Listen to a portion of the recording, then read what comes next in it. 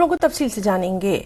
BJP के senior leader और साबिक नायब वज़ीर आला कविंद्र गुप्ता ने उमर अब्दुल्ला पर एलजी मनोज सिन्हा पर तनकीद बनाने की मजम्मत की। उन्होंने कहा, उमर अब्दुल्ला एलजी को मुसलसल निशाना बना रहे हैं। एलजी बयान को सियासी रंग देने के लिए उनकी बातों को ट्विस्ट दे रहे हैं। वाज़ेह रहे, एलजी मनोज सिन्हा ने कहा था, जम्मू कश्मीर के 80% अवाम मौजूदा निजाम से मुतमईन हैं और वो इलेक्शन नहीं चाहते। कॉन्फ्रेंस के वाइस प्रेसिडेंट और former chief minister Omar Abdullah ने आज दोबारा एलजी मनोज सिन्हा और बीजेपी पर टारगेट किया है। गुप्ता साहब, जो उमर अब्दुल्ला कल भी उन्होंने बयान दिया और आज भी उन्होंने यहाँ जम्मू में आके एलजी मनोज सिन्हा के उस बयान पे टारगेट किया, हमला बोला, जिसमें उन्होंने कहा था कि यहाँ पे 80% लोग, एक सर्वे के मुताबिक 80% लोग यहाँ पे अभी असेंबली इलेक्शन नहीं चाहते हैं। उन्होंने चैलेंज दिया, उन्होंने कहा कि मैं एक्टिव पॉलिटिक्स को छोड़ दूंगा अगर ऐसी बात सही हुई, क्योंकि यहाँ हर कोई इंसान, चाहे जम्मू में, कश्मीर में, 1% भी ऐसा नहीं है जो नहीं चाहता असेंबली इलेक्शन। देखिए, ऐसा नहीं, ये एलजी साहब ने किस संदर्भ में कहा मुझे नहीं पता। उमर अब्दुल्ला साहब ने उनको जवाब दिया, ये उनका काम है। इस पर मुझे क्या कहना है, लेकिन भारतीय जनता पार्टी पहले से ही लोकतांत्रिक व्यवस्था को चाहती है और उसने ही यहाँ पर ये जो लोकल बॉडीज के पंचायत को सुदृढ़ किया है। इसी तरह से आने वाले समय में लोकतांत्रिक सरकार बनेगी और ये समझना चाहिए कि लोगों को जो भी उम्मीदें थी, कुछ काम करने जरूरी थे, वो किए। अब उनको कहा गया है कि आने वाले समय में यहाँ पर स्टेट भी मिलेगी और इलेक्शन भी होंगे। एक चीज उन्होंने बीजेपी को भी हमला बोला, कहा कि बीजेपी भी नहीं चाहती कि यहाँ पे असेंबली इलेक्शंस हो, और जो बीजेपी के भी कुछ लोग हैं जो मिसगाइड करते हैं एलजी को, उनको अच्छी तरह से गाइड नहीं करते। देखिए, ऐसा नहीं है, बीजेपी शुरू से ही लोकतांत्रिक व्यवस्था की हकदार रही है। उसी के कारण से पूरे देश में 13 बार इलेक्शन हुए। आपने तो करवाए नहीं, 4 बार करवाए।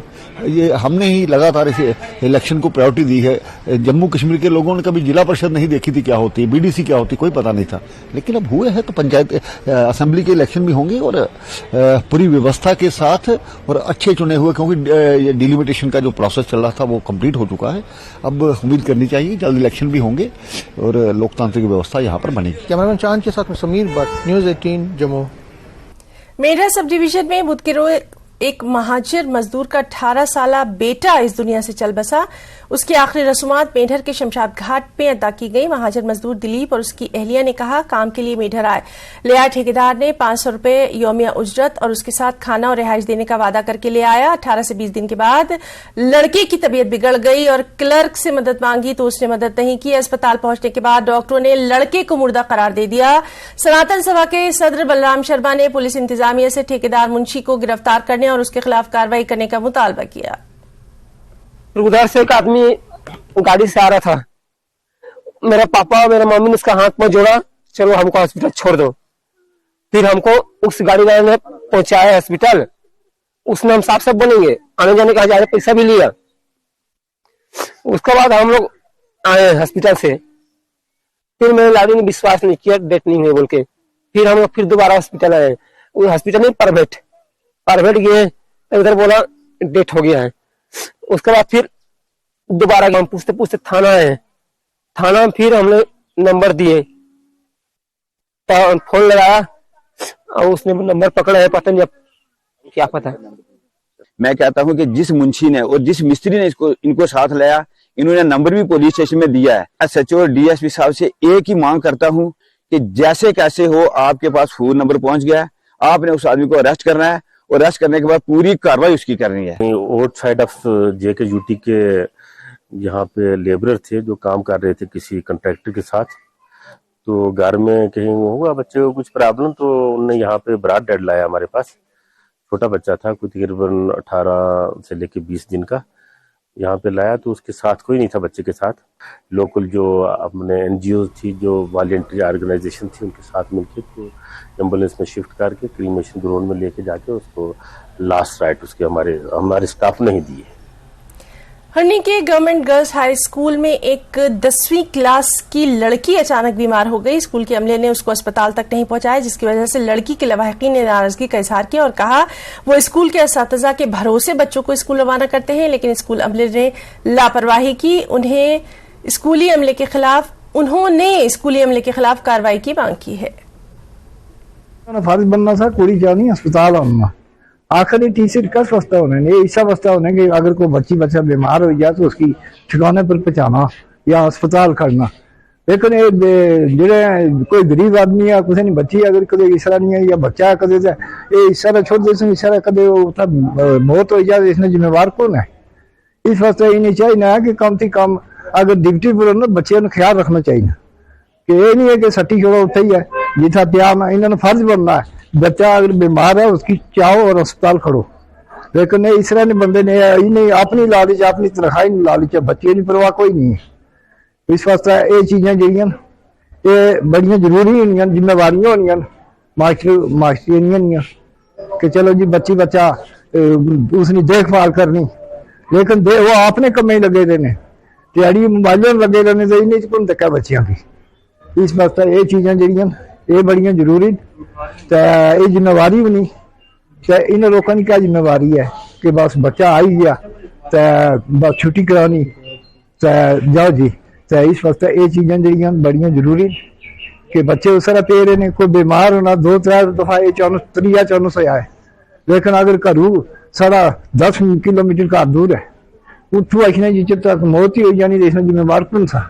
हम अपने घर थे तो उसकी एक फ्रेंड ने कॉल किया हमें कि सादिया की बहुत बुरी हालत है और आप जल्दी से और इसको घर ले जाओ। हम जब गए तो हम 1 घंटा 1.5 घंटे से वहाँ पर पड़ी हुई थी, धूप में थी, इसको कुर्सी पर बिठाया था, यहाँ कहीं लटाया हुआ था, सब टीचर अपने अपने लगे हुए थे, कोई भी इसके पास नहीं था, सब इसके जो थी वो इसकी क्लासमेट ही इसके पास थी। तो हम जब गए तो हमें किसी ने भी नहीं बोला कि इसको ऐसे करो या वैसे, इसको बस हम खुद ही गए, हमें हमारे साथ कोई भी टीचर नहीं आया कि इसको उठा के इनके साथ हम इसको गाड़ी में रखें या कुछ करें, कोई भी नहीं आया। हम खुद गए और खुद ही उठाया और गाड़ी में रखा और ले आए यहाँ हॉस्पिटल। जम्मू डिवीजन के तमाम सरकारी डिग्री कॉलेज आज 2 घंटे की पेन डाउन स्ट्राइक पर आए हैं। इसकी वजह यह है कि डोडा में अद्भुत पोर्टल ऐप पर हाजिरी के सिलसिले में गवर्नमेंट डोडा डिग्री कॉलेज का तमाम अमला हड़ताल पर है, जिसकी वजह से जम्मू डिवीजन के तमाम डिग्री कॉलेज हड़ताल पर हैं और उनकी हिमायत कर रहे हैं। उन्होंने जल्द अज जल्द हुक्मनामे को मंसूख करने की मांग की, वरना दोबारा हड़ताल पर जाने का इंतबाह दिया और तलबा की तालीम मुतासिर होगी। उनका कहना था कि वो हायर एजुकेशन के दायरे इख्तियार में आते हैं और जिला इंतजामिया की जानिब से उन्हें हरासा किया जा रहा है और उन्हें पोर्टल पर हाजिरी देने पर मजबूर किया जा रहा है।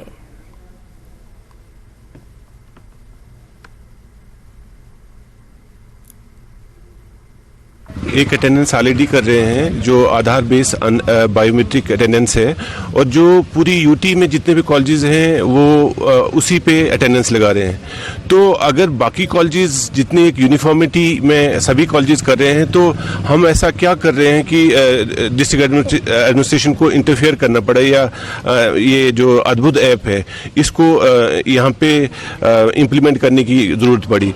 और कहीं न कहीं जो ये अद्भुत ऐप है और ये एक प्राइवेट ऐप है, ये कोई ऐप नहीं है जो गवर्नमेंट ऑफ JNK ने बनाई या सेंट्रल गवर्नमेंट ने बनाई है। दिस इज ORG ऐप, जो कि कहीं न कहीं डायरेक्शन है कि ORG जो प्राइवेट ऐप है वो आप गवर्नमेंट इसमें नहीं ये कर सकते। तो इसीलिए क्योंकि हमारी सैलरी बंद की हुई है, आज ही हमारी ये टोकन स्ट्राइक है। हमने बस 2 घंटे के लिए स्ट्राइक की है। तो डिमांड हमारी यही है कि हम जो अटेंडेंस कर रहे हैं, आधार बेस्ड अटेंडेंस जो हमारी बायोमेट्रिक हो रही है वही होनी चाहिए, एंड दैट्स इट। हमें कोई और अटेंडेंस की ज़रूरत नहीं होनी चाहिए। तो अगर आपकी डिमांड है अगर वो पूरी नहीं की जाएगी तो फ्यूचर में आपका क्या रहेगा? फ्यूचर में अभी हमने प्लान तो नहीं किया है, it was only for today, we will see और नेक्स्ट स्टेप क्या होगा, अभी हमने कुछ प्लान नहीं। देखिए ये कॉलेज टीचर एसोसिएशन जो हमारी है, फिलहाल जम्मू प्रोविंस में हर कॉलेज में, अक्रॉस जम्मू प्रोविंस हर कॉलेज में अभी ये फिलहाल जो है पेन डाउन स्ट्राइक हो, ये एक टोकन पेन डाउन स्ट्राइक है जहां पर हम एक मैसेज, एक सिंबॉलिक मैसेज, हम नहीं चाहते हैं कि उस तरह से डिस्टर्बेंस हो बच्चों की पढ़ाई की, इसलिए हमने एक टोकन स्ट्राइक की है, टोकन प्रोटेस्ट है, पीसफुल तरीके से हम अपने कॉलेजेस के अंदर बैठे हुए हैं।